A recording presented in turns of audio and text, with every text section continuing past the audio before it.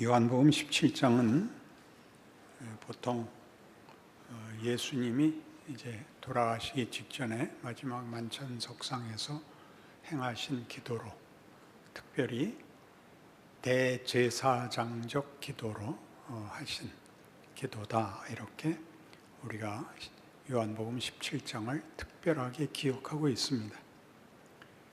여기에는 아주 중요한 내용이 오늘 본문에 3개가 나오는데 17장 전체가 그렇습니다마는 하나님의 거룩하심, 그리고 하나님께서 예수님과 친밀하게 연합되었고 또 그를 보내신 것 같이 우리가 성부, 성자, 성령의 연합에 부름받고 있으며, 그렇게 성부 하나님이 성자 예수님을 보낸 것 같이 예수님께서 우리를 세상으로 보낸다 하는 3가지 주제가 아주 긴밀하게 연결되어 있습니다.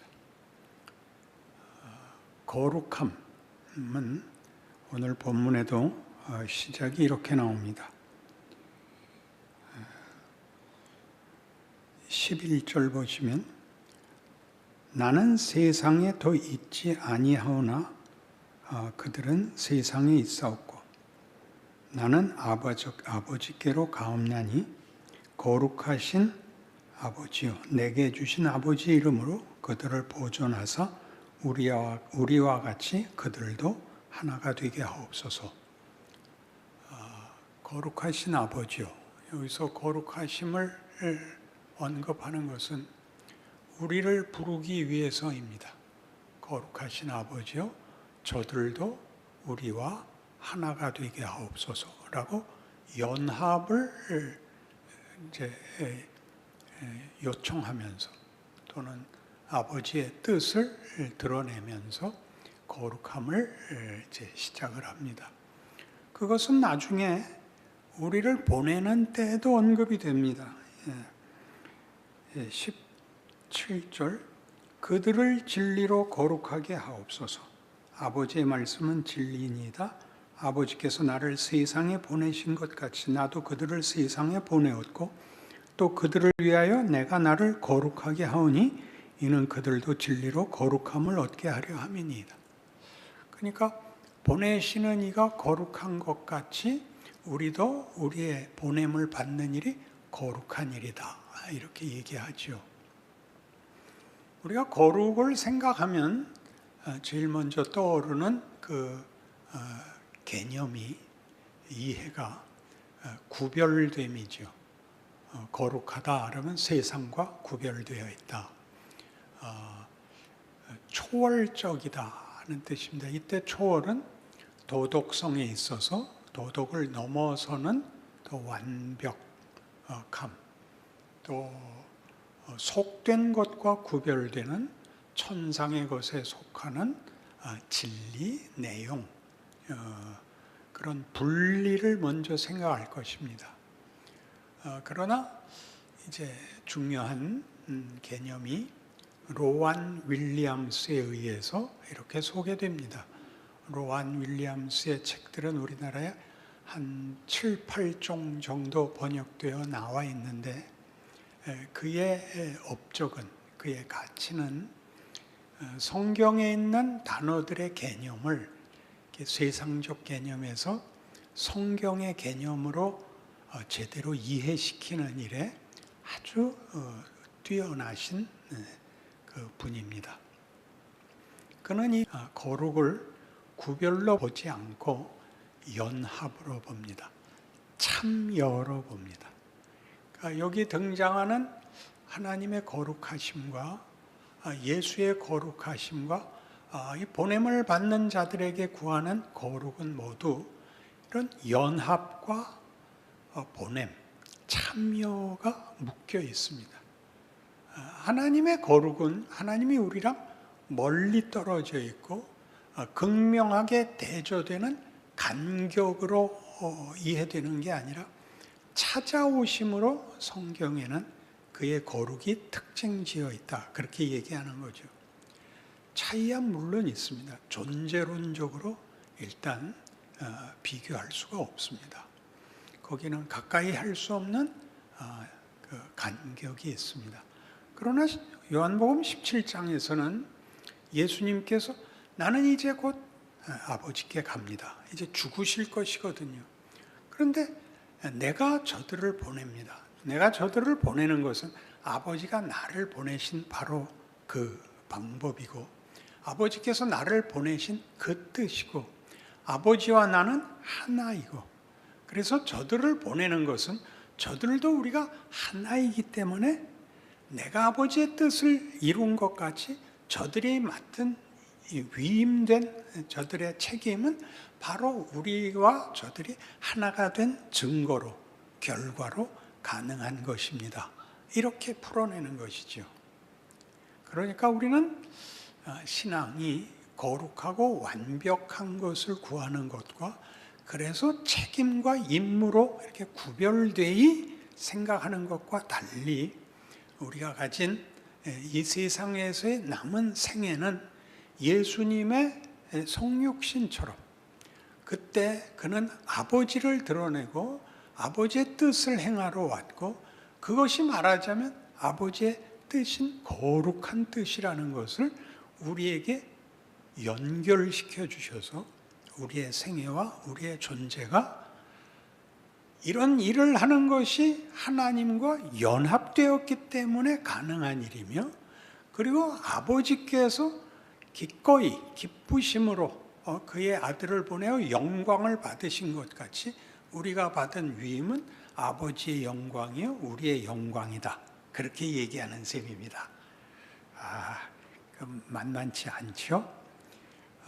그러니까 우리의 신앙 이해는 아무래도 세상적인 이해, 논리에 더 많이 우리가 익숙하기 때문에, 이렇게 하나님께서 우리에게 할 일 다 하셨으니까 우리가 하나님께 이런 일을 갚자 하는 개념으로 되어 있는데, 성경에서는 그렇게 얘기하지 않고 생명이란 비가 오면 자란다, 해가 나면 자란다, 씨를 심으면 싹이 난다 하는 식으로 유기적인 관계와 유기적인 질서를 우리에게 가르치는 셈입니다. 그래서 여기 14절, 16절을 보시면 둘 다 14절부터 보죠. 내가 아버지의 말씀을 그들에게 주었사오매 세상이 그들을 미워하여 싸우니 이는 내가 세상에 속하지 아니함 같이 그들도 세상에 속하지 아니함을 인함이니이다. 그들은 세상에 속하지 않았습니다. 그래서 그들은 거룩해야 합니다. 여러분, 우리는 세속에서 구별되는, 죄와 구별되는 이런 생각을 우선적으로 할 수밖에 없죠. 16절, 내가 세상에 속하지 아니함 같이 그들도 세상에 속하지 아니하였사옵나이다. 그럼 예수님이 세상과 구별되면 그의 성육신은 뭐란 말이냐? 이렇게 되죠. 그는 세상에 오셨고 죄인을 구하러 오셨고 죄인 취급을 받으신, 우리가 지금 로안 윌리엄스에 의해서 도움을 받은 이 개념, 거룩은 하나님의 참여다, 찾아오십니다, 동일시하십니다 라는 그런 개념에서 보자면, 이런 일들이 세상에 속하지 아니었다는 건 단순히 성속을 구별하여 거룩함을 이런 반대급부로 생각하는 대조와 달리 훨씬 적극적인 의미에서 하나님이 그 아들을 보내신 것 같이 우리들을 보내심에 우리가 세상 안에서 성자 예수님의 역할을 잇고 그 지위를 성삼위 하나님의 교제와 연합의 지위로서 그런 대접을 받고 있다라고 생각한다면, 우리가 세상에 들어갔을 때 세상에 못 볼 꼴들에 대하여, 말이 안 되는 것들에 대하여 하나님께서 저걸 고치고 저걸 회복하고 저걸 재창조하시고 은혜를 베풀고 권능으로 창조를 완성하겠다라는 뜻으로 세상을 바라보게 되죠. 그렇죠? 여러분 보고 늘 웃으라는 얘기도 아니고 늘 낙관적으로 생각하라는 얘기도 아니고, 그런 식의 어떤 처세술같이 기술적 어떤 캐치프레이즈 같이 이렇게 단편적인 구호로 신자된 삶을 영위하고 힘을 얻는 것이 아니라 전체적인 안목에서 존재론과 운명론과 세계관에서 그것을 하나님의 심판이라고 끝날 세계가 그 과정 속에 어떻게 하나님이 그 심판을 완성하심에 있어서 은혜와 영광을 받으시기에 충분하신 개입과 관여와 일하심이 있는가 라는 것을 발견해야 되는 것입니다. 진리로 저들을 거룩하게 하옵소서. 내가 저들을 보냅니다. 저들은 세상에 속하지 아니하였습니다. 저들은 우리와 하나입니다. 그렇지 않습니까? 우리와 하나입니다. 거기 우리 21절 보시면 아버지요, 아버지께서 내 안에 내가 아버지 안에 있는 것 같이 그들도 다 하나가 되어 우리 안에 있게 하사 세상으로 아버지께서 나를 보내신 것을 믿게 하옵소서. 하나가 되게 해달라고. 그 하나됨이 아버지와 아들의 연합이 그 아들을 보냄으로써 이 세상을 하나님과 화목하고 하나님 안에 묶으시는 하나님의 사랑과 영광과 기쁨의 삼위 하나님의 연합과 기쁨과 교제를 우리를 품는 것으로 확대하고 계시다는, 그것이 말하자면 창조고, 그게 말하자면 재창조고, 그게 말하자면 종말이라고 그렇게 얘기하는 것이죠. 세상을 보는 눈이, 신자됨이라는 이해가 아주 완전히 차원이 다른, 낮고 높고가 아니라 시작과 과정과 끝이 비로소 함께 눈앞에 펼쳐지는 그런 기도를 지금 예수께서 하고 계십니다. 우리가 삼위일체라는 말을 자주 듣지만 우리로서는 어떻게 성부 하나님과 성자 하나님과 성령 하나님이 동등하시면서 하나인가 하는 문제에 많은 신학자들도 어려움을 겪고 있고 우리 신자들에게도 만만치 않은 이해인데 그저 모르겠다로 넘어가죠. 뭐 하여튼 끝까지 알 필요 없다 이렇게 되는데, 성경이 하고 싶은 얘기는 이겁니다. 하나님은 창조 위에 계시는 초월자이시며 그 초월자가 세상 안에 실제로 역사 안에 들어오셨었다. 성자 하나님. 그러니까 한 분이 하늘에도 있었고 세상에도 오셨고 지금 우리 안에, 신자 안에 그 생애를 함께하고 계시다. 이 셋을 한 분이 하셨다가 아니고 이분이 각각 독립된 존재더라 라는 것입니다. 이걸 어떻게 묶어야 되는지 우리는 모릅니다. 그러나 하나님은 분명히 초월자시며 창조와 심판자이시면서 시간과 육체 속에 들어오실도록 실제적이고 지극하시고 실존적인 역사를 행하신 분이고, 그 역사를 우리의 생애에 걸쳐서 성자 예수님의 하신 일, 성부가 맡기신 일을 우리에게 결과로 주사 우리로 하여금 그 역할을 이어받게 하신, 다른 표현으로 아버지의 유업을 이을 자, 하나님의 유업을 이을 자라고 얘기하는 이 동등한 지위를 우리에게 지금 맡기고 계시고 우리 안에서 일하고 계시다라는 풍성한 개념을 우리에게 요구하고 계십니다. 이것이 이 요한복음 17장이 하고 싶은 이야기입니다. 그러니까 예수님께서 아버지가 나를 보냈다 라는 것은 굉장하죠. 한 분 하나님이 내가 이런 생각을 해서 내가 왔고 내가 지금 너희랑 함께 하고 있다 라고 얘기해도 충분히 가능한, 신이라면 능히 그렇게 할 수 있다라는 걸 이해하지만 그것이 이렇게 존재가 셋으로 세 위의 연합이라는 관계와 교제 속에서 이렇게 일을 하고 계시다라는 것이 우리에게 하나님이 직접 하시면 될 일을 왜 우리에게 맡겨서 우리 인생을 고통스럽게 하십니까? 라는 데 대하여 답을 주는 근거이지요.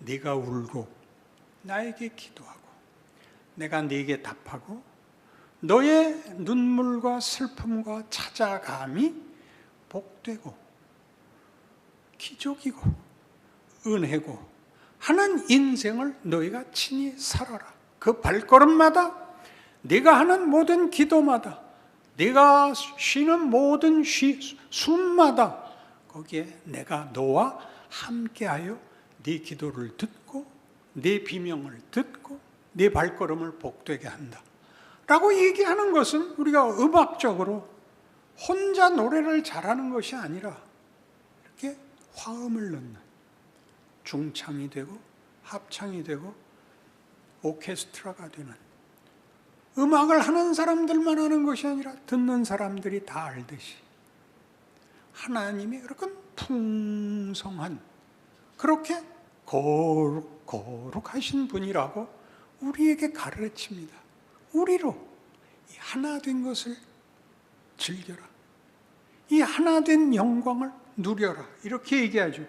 그래서 성경에서는 이렇게 말합니다. 지금 오늘 본문에서는 13절 지금 내가 아버지께로 가오니 내가 세상에서 이 말을 하옵는 것은 그들로 내 기쁨을 그들 안에 충만히 가지게 하려 함이니이다. 예수님이 왜 가세요? 예수님이 떠나면 손해고 우리는 목자 잃은 양같이 될 거라고 생각하는데 예수님은 그렇게 생각지 않고 이제 내가 씨를 심었고 싹이 났다. 이제 나는 내 할 일 했고 너희가 이제 내 역할을 너희가 친히 실제로 해볼 수 있게 되었다.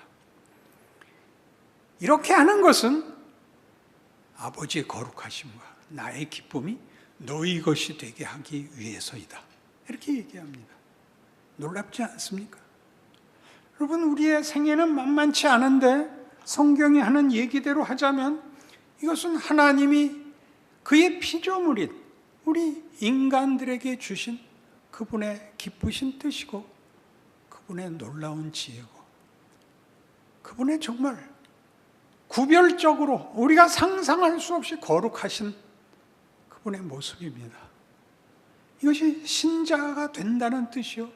우리가 우리 인생을 이런 명령을 가진 자로 산다는 뜻입니다.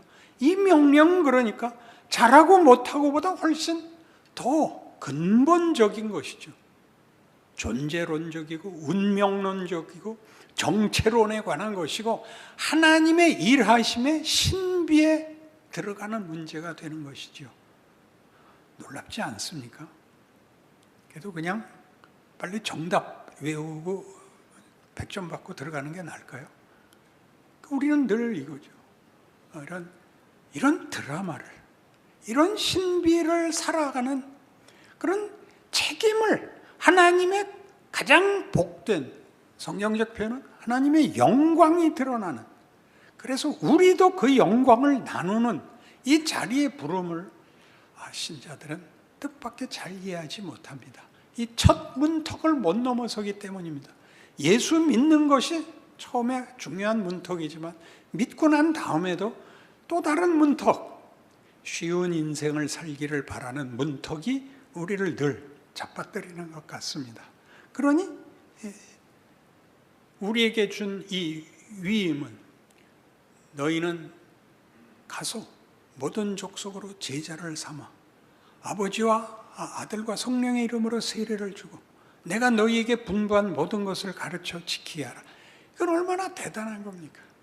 예수님이 오셔서 하신 그것을 우리 보고 이제 해서 역사가 인류가 이 하나님이 목적하신 완성, 종말이라는 이름, 마지막 심판이라는 말은 우리에겐 공포스럽게 이해되고 있지만 성경은 이게 완벽한 절정과 대단원으로 하나님의 기쁘신 영광이 모든 피조물에 회복과 완성으로 가는 것으로, 그리고 우리가 그 일에 참여하여 내가 아버지 안에, 아버지가 내 안에 있는 것 같이 저들도 하나가 되어 우리 안에 있게 하옵소서.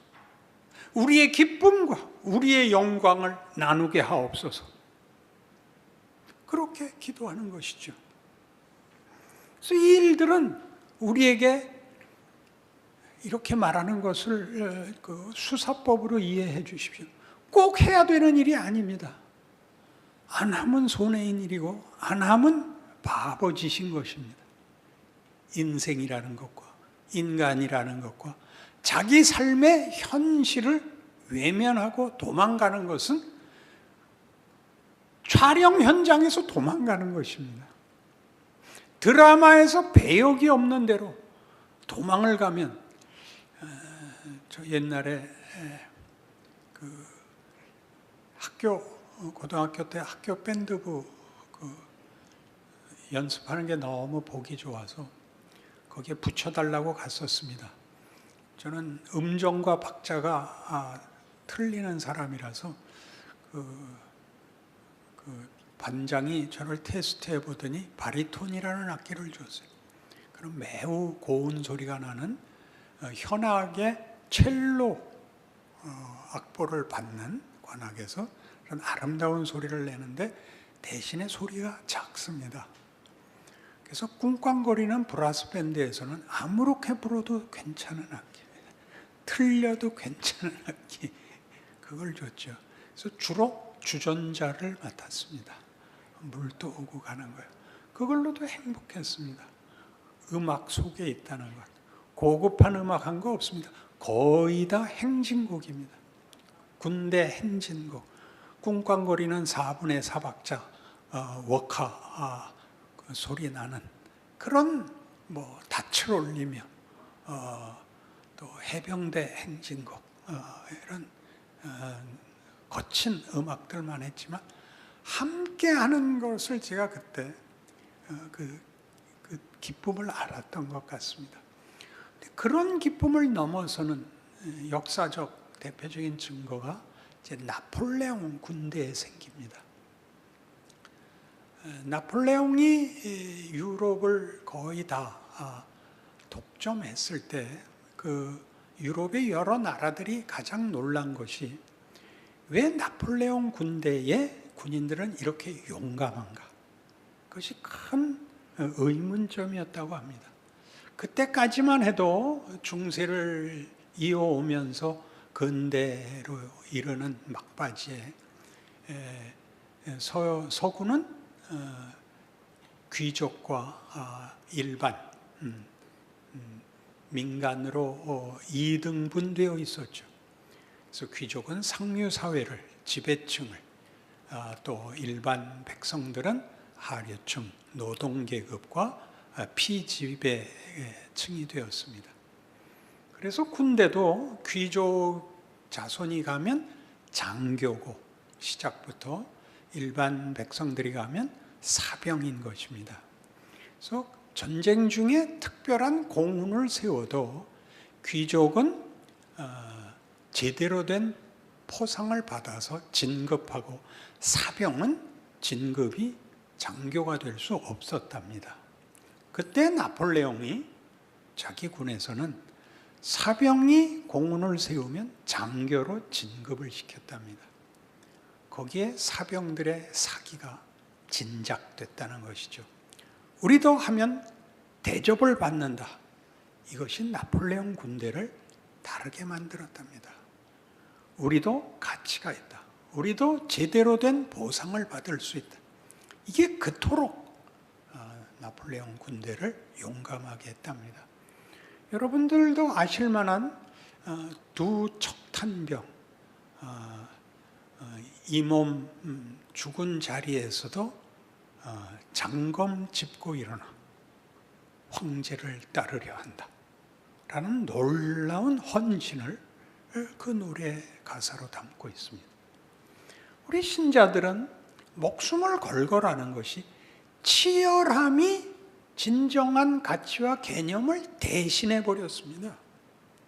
그러니까 이렇게 이제 이것도 지나간 시대의 것이지만 조금 확인해야 될 것이 금식, 철야 같은 진정성을 우리가 충분히 납득하지만 그런 그냥 명분이고 하나의 구호이지 내용 자체로는 없고 어떻게 할 수 없는 몸부림만 칠 수밖에 없는 것으로 우리를 모호하게 만들어서 정작 내용을 써야 할 때는 무엇을 어떻게 해야 될지 그때까지 우리는 좀 잘 소개받지 못했습니다. 이제 요한복음 17장에 바로 이 설명이 나오는 것이죠. 나폴레옹 군대가 그랬던 것처럼 우리의 생애는 하나님이 그 거룩하신 뜻을, 그 높고 놀라운 그분의 창조와 은혜와 권능과 기적과 기쁨과 영광을 우리와 함께 나누자고 하십니다. 그 자리에 부르셨고 그 일에 부르시며 그 역할을 우리에게 허락하십니다. 이 인생을 살아내신다면 여러분에게 고단한 인생이 우리가 알고 있던 이해로는 이해되지 않았던 모순들이, 원망들이 풀리고 여러분 마음에 기쁜 순종과 기대가 여러분의 존재와 삶과 이해와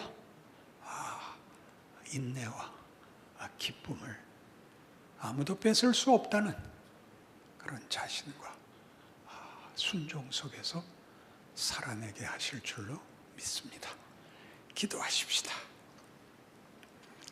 하나님 아버지, 우리를 귀히 여기시며 우리에게 하나님을 아버지라 부르라 하시고 우리를 내 자녀라 하시고 내가 어찌 너희를 잊겠느냐, 내가 내 아들을 주어 부른 너희가 어찌 세상의 무엇으로 너희들과 나를 가를 수 있겠느냐, 너희의 인생과 운명이 어찌 호락호락 쉽게 포기되겠느냐, 너희는 내 의지와 기쁨과 내 소망이니라 하는 말씀 안에 오늘 섰습니다. 그러니 이 자리로부터 시작하여 우리의 생애 내내 이 영광과 기쁨과 이 자랑을 누리는 우리의 신앙생활, 하나님의 자녀라는 이름의 정체성을 가지는 명예로운 존재가 되게 하여 주시옵소서. 예수님 이름으로 기도합니다. 아멘.